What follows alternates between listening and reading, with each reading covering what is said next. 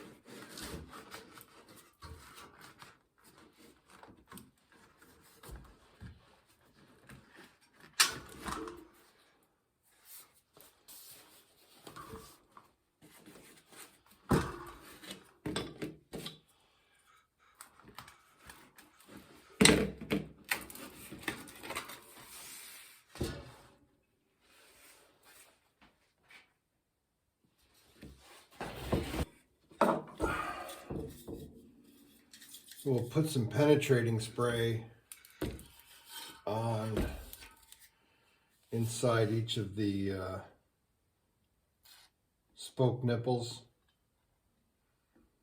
since we're going to be taking those off.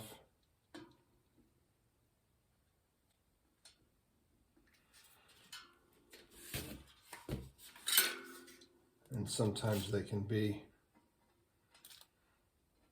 a little challenging. After years, they've probably never been removed before, since it was assembled in 1977.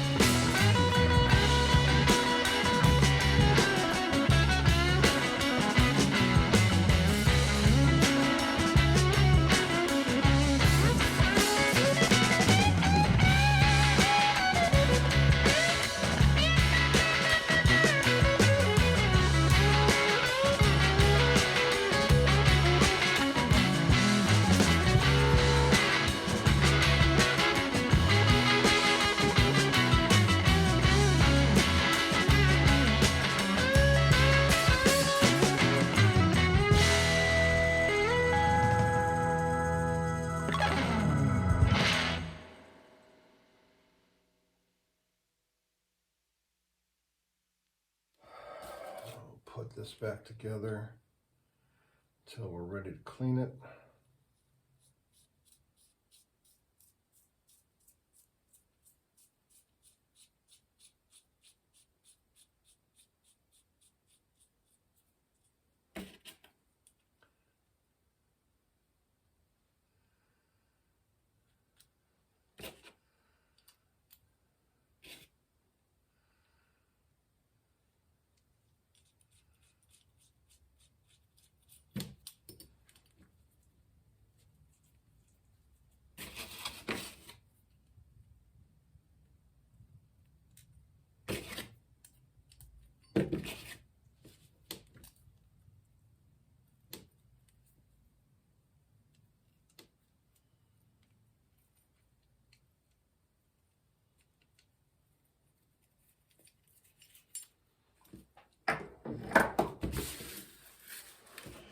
Now, before you take the spokes off, if you're going to do this yourself, the most important thing you can do is to take note of how many crosses there are.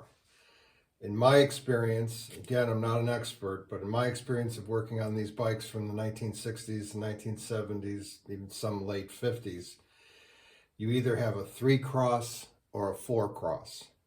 So the crosses are, let's just take this spoke here, it's coming up out of this hole, it's crossing 1, 2, 3 other spokes. So this is a 3-cross. So again, it's crossing this spoke, it's crossing this spoke, and it's crossing this spoke. So it's 1, 2, 3 crosses. The worst thing you can do is go to put a wheel back together that's a 4-cross, which are going to be longer spokes, and then assembling it as a 3-cross, because you will have spokes sticking out of the rim everywhere, and then you'll have to redo the whole thing. So one of the things I like to do before I take all the spokes off is to see what the thread pattern was. Besides the crosses, you'll need to know how the over-under works and where they line up with the holes on the rim. So I first start out by lining up the valve stem hole with whatever hole is closest on the axle. And so that would be this hole right here is lined up closely with that. So then I make a little drawing, and I have the axle. Not sure what this whole thing is called here. Obviously the axle's going through this piece, but anyway, here's the valve stem hole, and that's lined up with this hole right here. Then the fourth hole up is this hole, and from there, threaded under that piece, which I've indicated as under, that comes into the rim at the second hole to the right of the valve stem hole. And then we go from that hole 1, 2, 3, 4, 5, 6, 7 holes to the left. That spoke goes over this piece and it's into the rim 1 hole to the left of the valve stem hole. Now that I have those two, I then line the 2 axle pieces up against each other as well as I can, and see where the spoke that is 1 hole away from the valve stem hole is coming out of on the other side. And so what I can see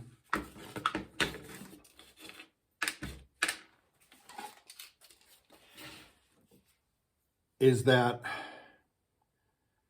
halfway in between, the hole on the other side that is halfway in between this hole with the under spoke that's 2 away from the valve stem and the next hole, because they're not lined up perfectly, they're just kind of twisted half rotation. That one is going over the other side and coming down 1 into the rim, 1 hole away from the valve stem hole. And then if I look over here and I go up again halfway, that spoke is going under the other side and coming up to the next hole over this one on this side. So they alternate on each side, over and under, and then they alternate along the rim hole. One is coming from this side, the next one is coming from the other side. The only other thing you need to know besides those 4 things is that as this one is coming over, the next, because it's alternating, so this one's going to be under, the next over is going to come into the rim at the 4th hole from the previous one. Again, not counting the valve stem hole.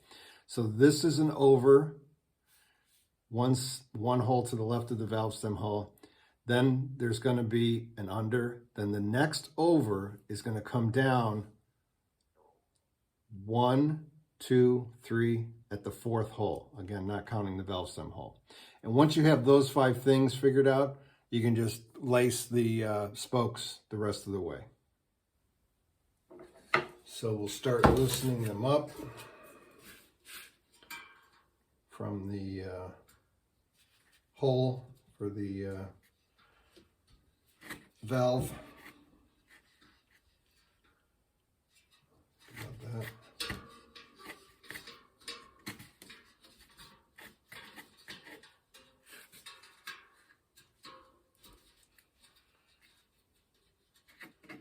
Now this is a steel rim, so it's not that critical. It's going to really hold tight. But if you have an aluminum rim, you want to be very careful about how you loosen these nipples. You only want to do a little bit at a time all the way around, because if you just took say these 5 off completely. You loosen them completely.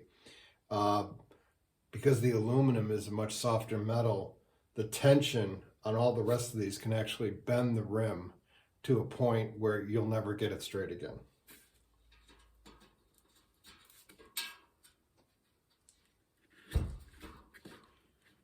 And the reason I tell you that is because of experience.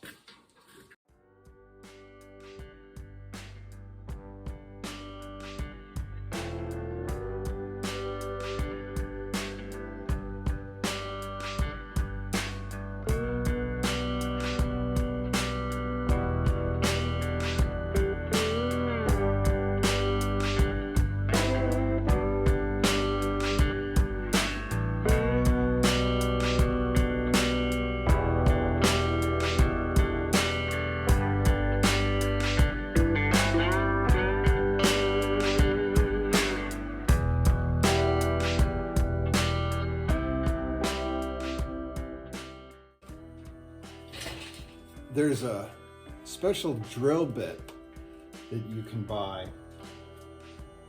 I should say it's a bit that fits into a drill, and it has a unique tip to it that I'll show you what it does here.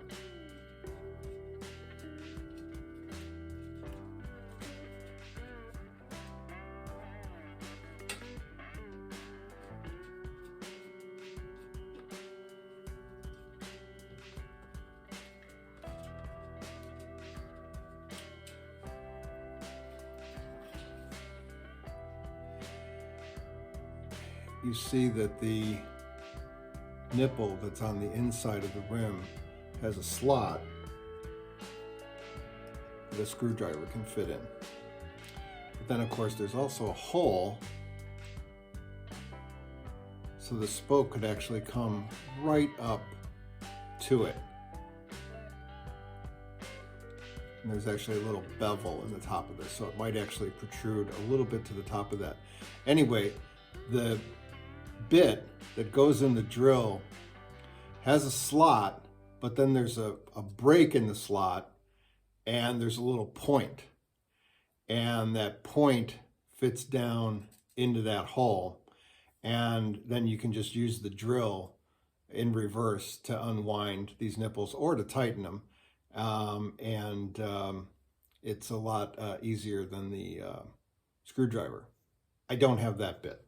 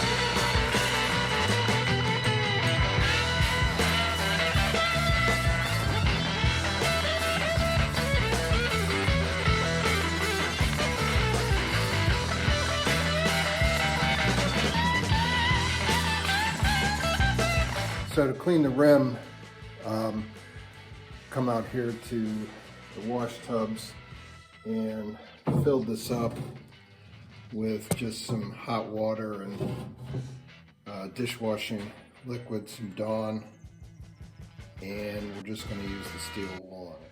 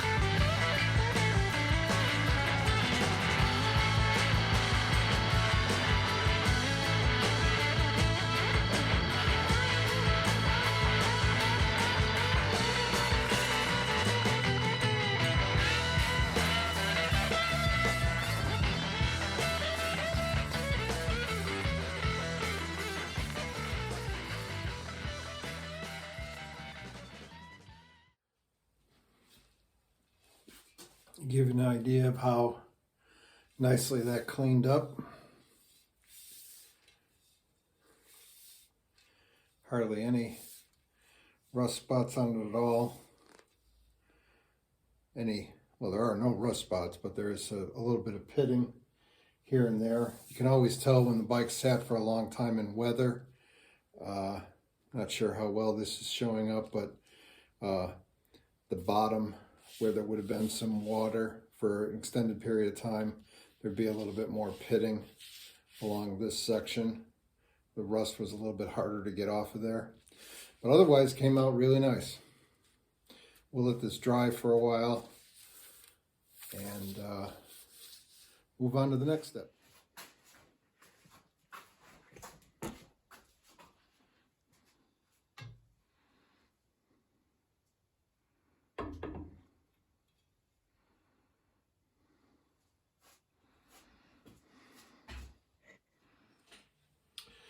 So now we're going to clean the spokes and the spoke nipples, and I've tried this several different ways in the past, and the best way that I found was to just run everything on the wire brush gently. It raises a lot of dust and grime that's on the spoke, so I'm going to put a mask on, and of course some safety glasses.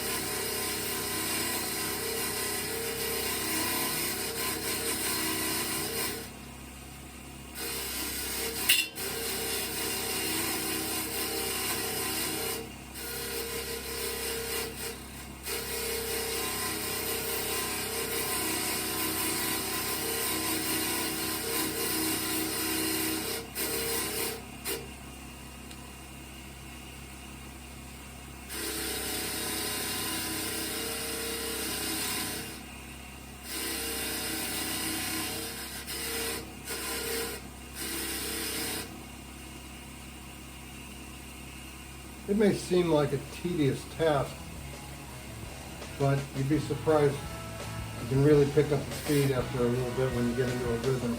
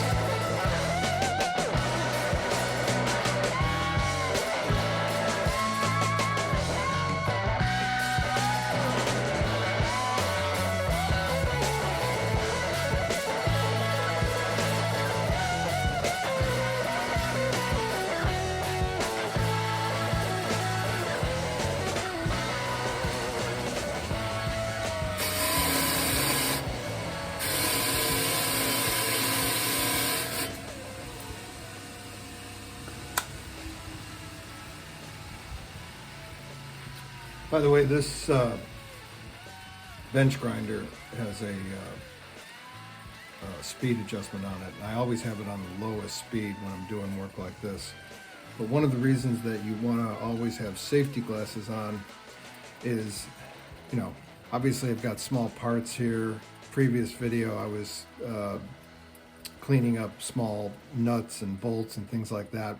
But especially when you're working with the wire wheel, I don't know if you can see this, but that is a tiny little piece of the wire brush, and those come flying off every once in a while.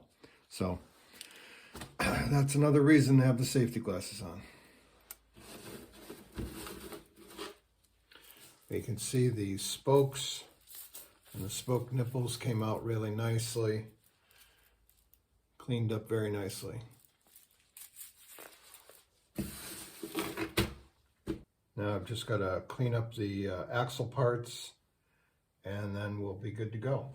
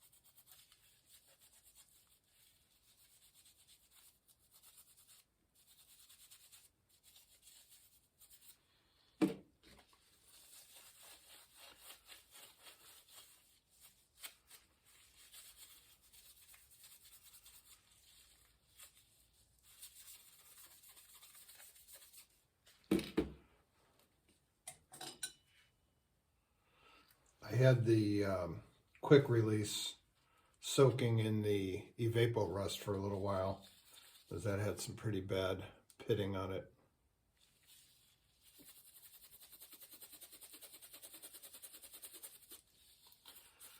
That's coming off pretty nicely.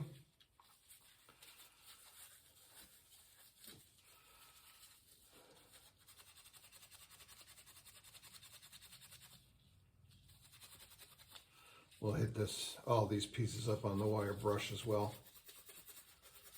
Get the final little pieces of rust off.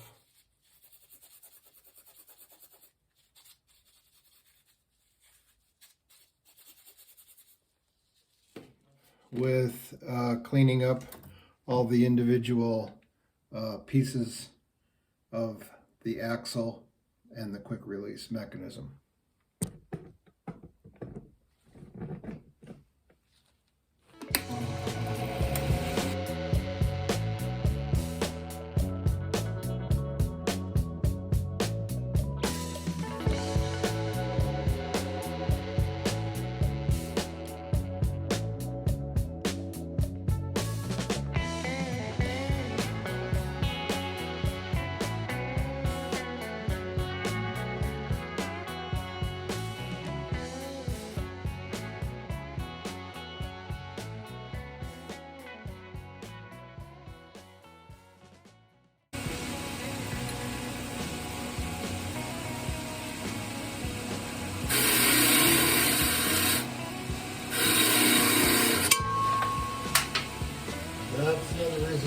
safety cars. So.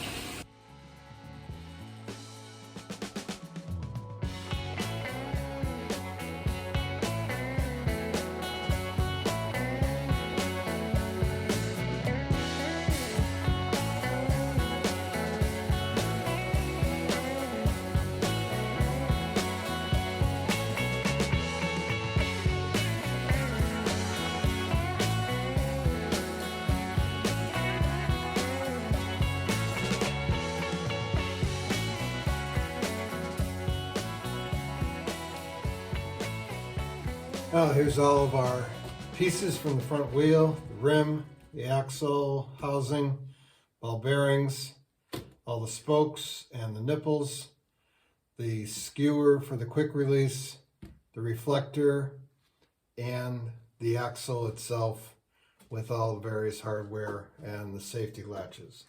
So that's going to do it for this episode. Next week, we'll put the wheel back together and get it on the truing stand and get it straight and ready for the next step after that. Thanks for sticking with me, and I hope to see you next week on Featherstone Bicycles.